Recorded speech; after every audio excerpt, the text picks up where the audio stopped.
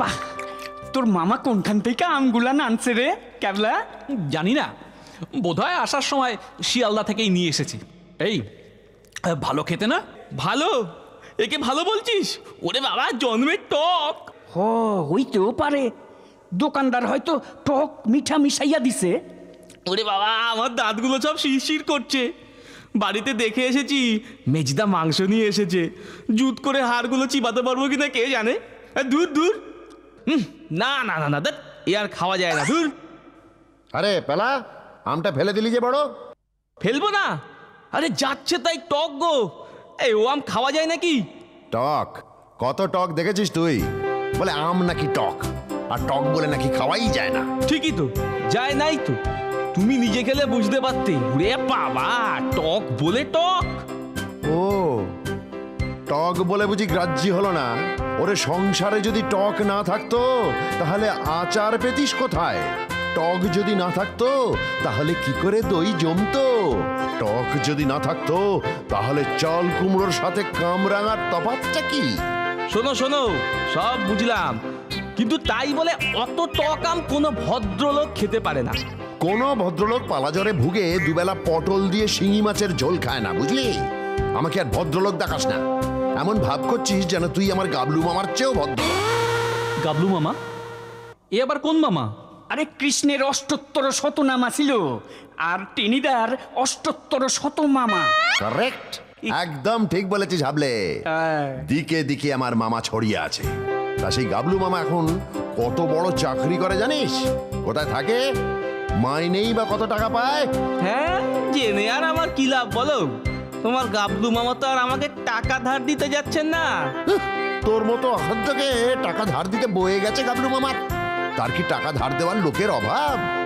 জানিস, তিনবার পরীক্ষায় ফেল করা গাবলু মামা অত বড় চাকরিটা পেল কি করে? আমরা কি কইরা জানু? স্রেফ টক আমের জন্য। টক আমের জন্য? টক আম খেলে ওরকম চাকরি হয় বুঝি? আরে খেলে নয় রে গাধা, খাওয়ালে। তবে যখন তখন হবে না, সবকিছুরই একটা সিস্টেম আছে। তাক বুঝে খাওয়াতে জানা চাই। কিছুই বুঝলাম না, সেইটা কি ব্যাপার? খুইলা কও না টেনিদা। কইতে পারি, তবে শুধু মুখে তো এইসব গল্প শোনা যায় না বাপধন। তার জন্য ট্যাগ থেকে কিছু ফসাতে হয়। আজকে আমার দিকে তাকিয়ে কোনো লাভ নেই, আমার পকেট আজ একদম ফাঁকা। ও তাইলে পেলা, চল, তোর আর আমার পয়সাই না হোক, আজকা টেনিদার ভোগে লাগুক। চল, কি আর করবো। চল চল।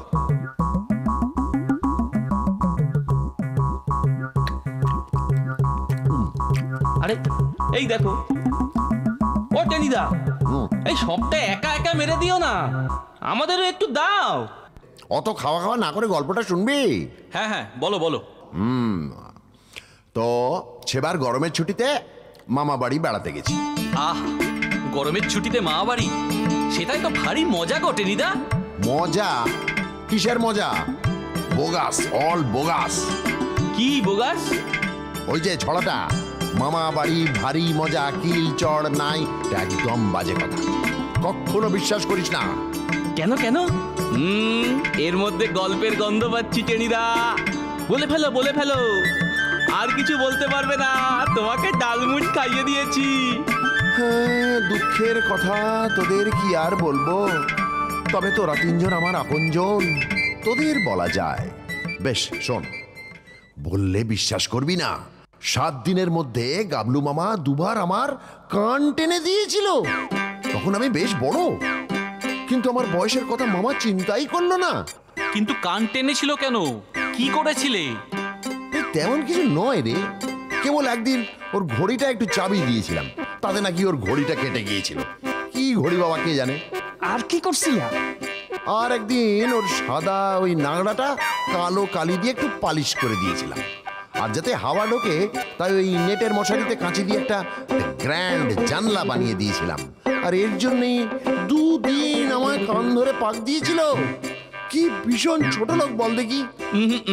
টেনিদা, কি? বড়দের ছোট লোক বলতে নেই। থাম থাম পেলা।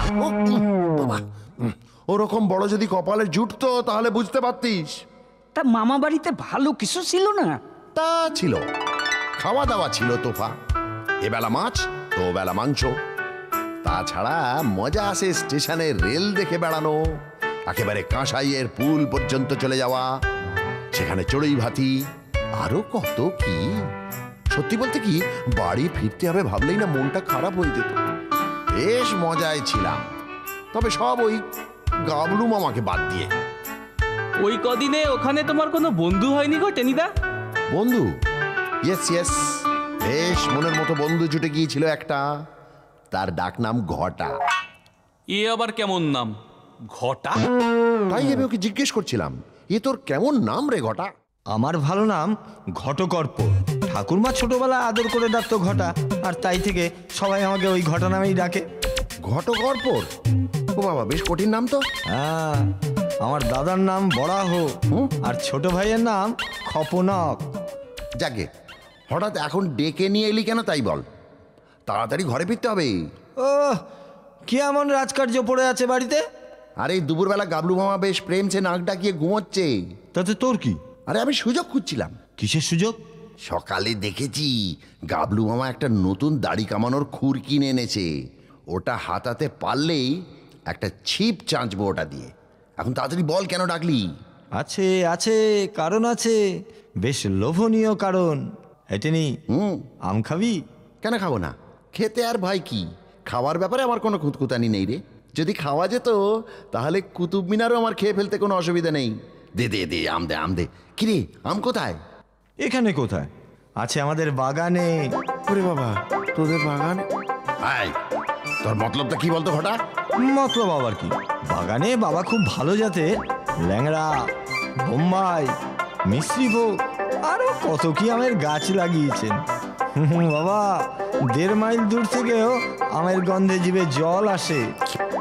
তা আসে, আর ভয়ে গায়ে জলও আসে, মানে ঘাম আসে আর কি। দূর, ভয় কি? আমি তো আছি। ভয় কি? এর আগে একদিন তোদের বাগানের পাশ দিয়ে একটু ঘুরঘুর করছিলাম, তা কোথা থেকে জমদূতের মতো একটা আয়সা জোয়ান মালি হঠাৎ যেন মাটি ফুঁড়ে উঠে দাঁড়ালো। বলল, ইখানে হইছে কি, ও সব চলিবে নি, না পালাইছো তো পিট্টি খাইছো। ও হো হো হো হো হো। আরে কিচ্ছু ঘাবড়াস না, বুঝলি? কাল জামাই ষষ্ঠী কিনা, মালি শ্বশুর বাড়ি গেছে, ভালো মন্দ খেয়ে কাল রাতে ফিরবে। কাল আমাদের বাড়িতেও অনেক লোক আসবে, আমি কালকে বাড়ি থেকে বেরোতেই পারবো না, সুতরাং আজই সুযোগ। ঠিক আছে, চল। বেগতিক দেখলেই কিন্তু আমি দৌড় লাগাবো। ঠিক আছে, তাই লাগাস। তোর উট পাখির মতো লম্বা লম্বা ঠ্যাং দুটো তো আছেই। কিরে, মালিকে দেখছিস? বলেছিলাম না ও শ্বশুর বাড়ি গেছে? হ্যাঁ রে ঘটা, তাই তো দেখছি। সত্যি কত আম রে, যেদিকে তাকাই সেদিকেই আম। কি রং, আমের গন্ধে একেবারে মম করছে। তাহলে আর অপেক্ষা করছিস কেন? লেগে পড়। এই, কিন্তু গাছগুলো তো সব জালে ঢাকা। আর তা কেন? ওই ওইদিকে দেখ, ওই গাছটায় কোনো জাল আটকানো নেই। ও কি রে ঘটা, এত আম! আমার যে আর ধৈর্য ধরছে না, হাতের নাগালের মধ্যেই পেয়ে যাবো রে। কি কি নাম রে এই আমের? এই আমের নাম হলো পেশোয়ার কি আমির, আমের রাজা। খেলে মনে হবে পেশোয়ারের আঙুর, ভীমনাগের সন্দেশ আর কাশির চমচম একসাথে খাচ্ছি। লেগে যা, লেগে যা টেনি।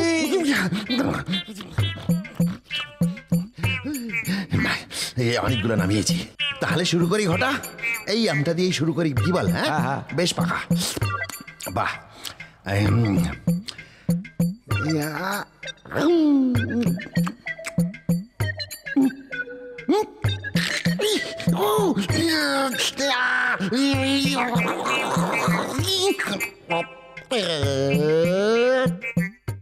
তারপর কি হইল? যখন জ্ঞান হলো, দেখি 2 ডজন পেশোয়ার কি আমের সামনে নিয়ে আমি বসে আছি ধুলোর ওপর, ঘটার চিহ্ন মাত্র নেই। আমগুলো খেয়ে তোমার কেমন লাগছিল গো টেনিদা? আর মনে করাস না সে কথা। সে সময় মনে হচ্ছিল আমার 2 পাটি দাঁতের ওপর কেউ দমাদ্দম হাতুড়ি ঠুকছে, আমার দোকানে 30টা ঝিঝি পোকা কোরাস গাইছে, নাকের ওপর 3 ডজন উচ্চিংড়ে লাফাচ্ছে, আর মাথার মধ্যে 7টা কাঠ ঠোকরা এক নাগাড়ে ঠুকে চলেছে। বাপরে, তারপর কি হলো? হঠাৎ দেখি আমের লোভেই বোধহয় একটা মস্ত দাড়িওয়ালা ছাগল গুটি গুটি এগোচ্ছে। আমার সমস্ত রাগ গিয়ে পড়লো ছাগলটার উপর। ছাগলটা আম খাইলো? ছাগল সব খায় জানিস তো, ছাতা খায়, খাতা খায়, হকি স্টিক খায়, জুতোর ব্রাশ খায়। জুতোর ব্রাশওয়ালাকেও যে বাগে পেলে খাবে না এমন কথা বলা যায় না। আমি আমার কামড়ানো আমটা ছুঁড়ে দিলাম ওর দিকে। একেবারে পাকা ফিল্ডারের মতন মুখে আমটা লুফে নিল। তারপর তারপর একটি গগনভেদী আওয়াজ, যেন সমস্ত ছাগল জাতি একসাথে আর্তনাদ করে উঠল। তারপর টেনে এক দৌড়, মাঠ ঘাট পেরিয়ে বোধহয় বিয়ে মেদিনীপুরে গিয়ে শেষমেশ সেটা থেমেছিল। তখন তুমি বাকি আমগুলান কি করলা? ফেইলা দিলা? ফেলে দেবই ভাবছিলাম, অবশ্য ঘটাকে খাওয়াতে পারলে আমার বুকের জ্বালাটা নিভতো। তারপর ভাবলাম, কি ভাবলে গো? ডিলা গ্রান্ডি গাবলু মামা। গাবলু মামা? হ্যাঁ, গাবলু মামা। দুদিন কানমলার শাস্তি হিসেবে অবশ্যই এটা তাকে খাওয়ানো দরকার। তারপর বাড়ি নিয়ে এসে গাবলু আমাকে খাওয়ালে। দাঁড়া না কাঁচকলা, মেলা ফ্যাচ ফ্যাচ করে না আমার মুডটাই নষ্ট করে দিচ্ছে। তারপর কি বলছিলাম? হ্যাঁ, ভগবান ভরসা থাকলে সব হয়, বুঝলি। বাড়ি ফিরে দেখলাম ভীষণ হইচই। গাবলু মামা কোন সাহেবের সাথে দেখা করতে যাবে চাকরির চেষ্টায়। গাবলু মামার ঘরে উঁকি দিয়ে দেখি ঘরে কেউ নেই, শুধু সাহেবকে ভেট দেওয়ার জন্য এক ঝুড়ি আম সাজানো ঘরে। ব্যাস, মাথায় আইডিয়া খেলে গেল।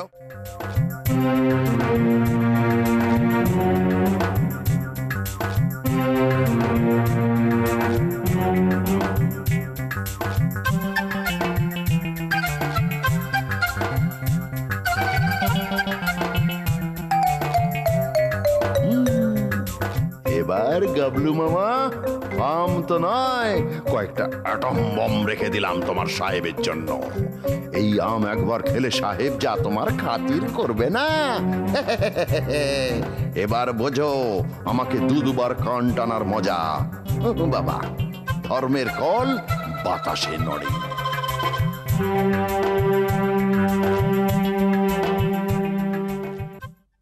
আমি কি ঘরে ইন করব স্যার? হুজ দেয়ার? আমি গাবলু স্যার। অফিসের বড়বাবু আমাকে আপনার সঙ্গে মিট করতে বলেছে স্যার, আমার চাকরির ব্যাপারে sir. Yes sir.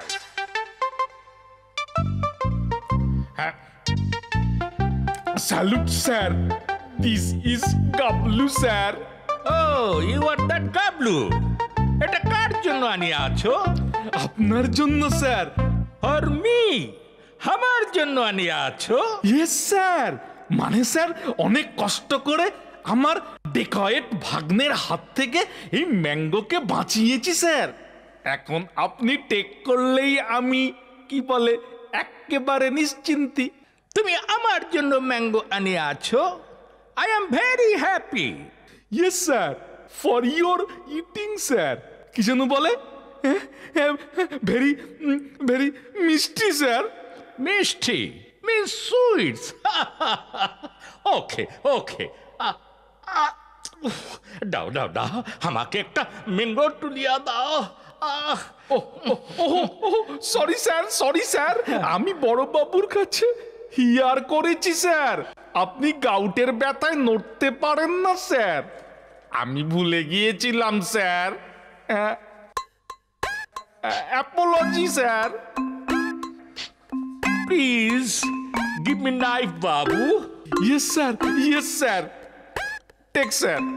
Thank you, thank you. Wonderful colour, very nice mango. Babu please take. বাড়িতে মেনি স্যার, এখানে no sir. I know it sir. I know. This is coming from your garden. But if you take little bit, what's problem? Okay sir, মানে আপনি যখন order করতে হয় sir, আমি আর no বলবো না স্যার। তবে স্যার একটুখানি স্যার।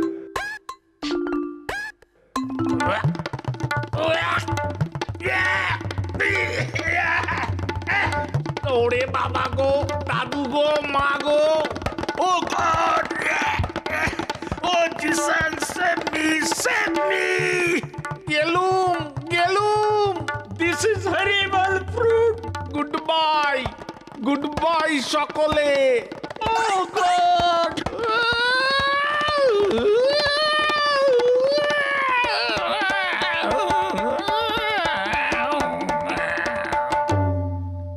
তারপর তারপর তারপর তারপর ও টেনিদা, আরে থেমো না, বলে যাও। সে কি যাচ্ছে তাই কাণ্ড, তোকে আর কি বলবো রে পেলা। ঘরের ভিতর নানা রকমের আওয়াজ শুনে তো সাহেবের আর্দালি ছুটে এসেছে। সে তো সাহেবকে ফ্যানের সাথে ঘুরতে দেখে হা রাম বলে হাঁ করে দাঁড়িয়ে রইল। আর এমন সময় সাহেবের হাত থেকে টুক করে সেই আম খসে পড়ল তারই মুখে। ব্যাস কুপকাত। পড়া মাত্র এ দেশওয়ালি ভাই রে, আমরা জান যায় রে বলে পাই করে ছুটে একেবারে স্টেশনে। তখন মাদ্রাজ মেল স্টেশন ছেড়ে যাচ্ছে, এক লাফে তাতেই উঠে পড়লো আর্দালি। তারপর পতন ও মূর্ছা। ওয়াল্টেরে গিয়ে তার নাকি জ্ঞান হয়েছিল। আর তোমার গাবলু মামা, তার কি হলো? ততক্ষণে তো গাবলু মামার চটকা ভেঙেছে। সব দেখে মামা টেনে ছুট, এক দৌড়ে বাড়ি। তারপরে 104 জ্বর আর ভুল বকুনি। ওই আম আসছে, আমায় ধরলো, আমায় বাঁচাও। নো সাহেব, ভেরি গুড সাহেব। কি সাংঘাতিক ব্যাপার গো। কিন্তু পরের দিন তাজ্জব কাণ্ড। সাহেবের 2 নম্বর চাপরাশি বাড়িতে গাবলু মামার নামে চিঠি নিয়ে সকালবেলা হাজির। কেন, ব্যাপার কি? সেটাই তো মজা। সবাই ভয়ে একেবারে সিটিয়ে আছে। এই চিঠিতে বোধহয় জেলের পরোয়ানা। সাহেব বোধহয় গাবলু মামাকে এবার জেলেই পুরে দেবে। হ্যাঁ, তা তো হতেই পারে। না, তা মোটেই হয়নি। এখানেই তো আসল গল্প। চিঠিটা হলো গাবলু মামার চাকরির খবর। বিরাট মাইনে। সাহেব খুশি হয়ে আজই যেতে বলেছে। সাহেব খুশি হলো? কিরকম? কেমন করে হলো? আরে হবে না কেন? সাহেব তো ফ্যানের ব্লেড ধরে ঘুরছিল। তারপর সাহেব ছিটকে পড়লো। পড়তেই দেখে আশ্চর্য ঘটনা। সাহেবের 10 বছরের বাত, হাত পা ভালো করে নাড়াতে পারত না। পেশোয়ার কি আমিরের এক ধাক্কাতেই সেই বাত বাপ বাপ বলে ছুটে পালিয়েছে। কও কি টেনিদা? তবে বিকেলে নাকি সাহেব ফুটবল খেলেছে, আনন্দে সবাইকে ভেঙচি কেটেছে। বাড়ি ফিরে তার পেল্লায় মোটা মেম সাহেবের সাথে মারামারি করেছে পর্যন্ত। আর গাবলু মামা, সে কি করলো? গাবলু মামার জ্বর। সেই চিঠি দেখে সেই জ্বর কোথায় যে পালালো কেউ জানে না। 10 বালতি জলে স্নান করে ভাত খেয়ে কোট প্যান্ট পরে সাহেবকে সেলাম দিতে ছুটলো। তাই বলছিলাম পেলা, আমাকে টক দেখাস না। না, আর দেখাবো না। শুনে রাখ, টককে অচ্ছেদ্যা করতে নেই। জুত মতো কাউকে খাইয়ে দিতে পারলে অনেক সময় বরাত খুলে যায়। আহা, এমন বাতের ওষুধ। সেই আম গাছটা এখনো আছে টেনিদা? ওসব ভগবানের দান রে, বেশি দিন কি সংসারে থাকে? পরদিনই কালবৈশাখীর ঝড়ে গাছটা ভেঙে পড়ে গিয়েছিল। না হলে কি আর এই জগতে বাত বলতে কিছু থাকে রে?